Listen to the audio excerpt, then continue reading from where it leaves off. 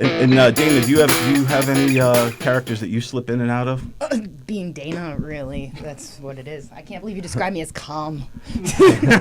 How would you describe yourself? A ball of anxiety that limps around. It's funny sometimes. So how are you feeling now since your last show? Have you learned a lot on your last show from the judges, and did you adapt any of that to your stand-up? I mean, I didn't adapt it to my stand-up because my stand-up's kind of all based about, self-deprecation, and I did okay on the show, so I couldn't really incorporate it. But I picked up some stuff for this round, so I got Andrew pretty... So for Jeffrey and Anthony who don't know, tell them a little bit about your background and what makes you stand out amongst the crowd. Well, I've been doing stand-up since February of this year. I have polio, so that's what prevents me from standing up amongst the crowd. So most of my stand-up's about that, and I try to make it relatable because it's funny that most people are pretty uncomfortable with a disabled person, a physically disabled person. So it's fun. It's a challenging way to make the audience not only comfortable enough to laugh, but then actually being relatable to the able-bodied. To you people. I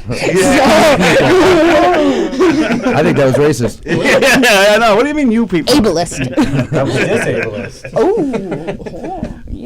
Are you a comedian? Ding, ding. So before we That's get such an awesome thing. I just every once in a while somebody gets the courage to do something like that. There's not many people who do.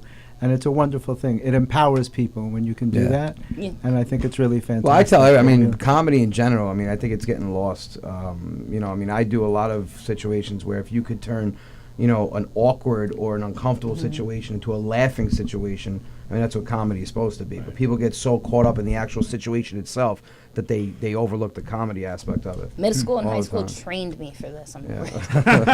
So good. No, but it's so funny that on stage we do self-deprecating humor. We make fun of ourselves, but in the outside, if somebody said that to us in the outside world, smack them in the head. Right. But on stage, we say it about ourselves, and that's. But like the old adage says, and like you even said in your book, is like, laughter is the best medicine, and I think in her case, and in a lot of people like that, to go up there and face it head on. Hey, I'm different. Here's why. Here's how it's funny. I think heals you, and it also makes your perception of you empowered as well. I mean, it addresses the elephant in the room. I can't just go up there looking like I do and start talking about schools or something like that. Right. Yeah, I have to. It's not like epilepsy where I can hide it until I fall down.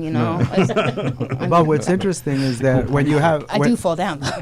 What's interesting is that when you have something like polio, you would have it anyway, but you chose to use it. Yeah. And I say that in the book a lot about taking what could be considered a negative in our lives and turning it into a positive. Right. You're using it, and it helps other people as well as yourself. I mean, aside from the polio, I also managed to incorporate. I have addiction issues. I actually have a year on February 7th. Hey, sober, all right. Very good. So I just started incorporating that, and it's so funny because when I say rehab, because of the disability, people think I mean physical. I'm like, no, all the drugs. All of them. No. I got more than one thing. I can't go to that rehab without the drugs.